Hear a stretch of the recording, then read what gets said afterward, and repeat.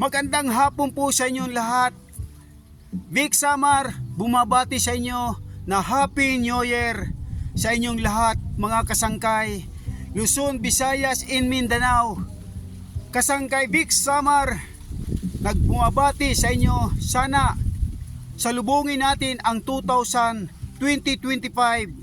Mas lalo po itong naiwan natin na 2024 na marami nangyari. Sana wag natin isipin na lang natin itong panibago ng taon ng 2025 na maging masaya tayo at palagi tayo maging healthy sa lahat ng ating mga, lalo pong aking mga kasamahan. Itong aking wish ko lang sa inyo, sana kung magkakaroon kayo ng mga blessing, kailangan ang iyong pinagpapaguran, kailangan ilagay nyo sa tama at wag nyo kung saan saan lang mapupunta. Sana itulong nyo sa inyong sarili at unang-una ang inyong mga sarili kailangan nyo palakasin at unang-una kailangan nyong alagaan ang iyong mga pinagpapaguran.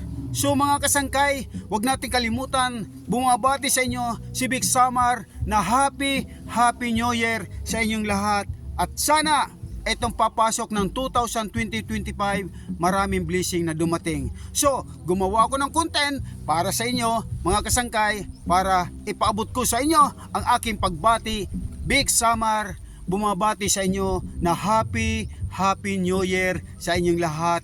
Mabuhay ang 2025 na papasok itong taon. Bye! Bye-bye!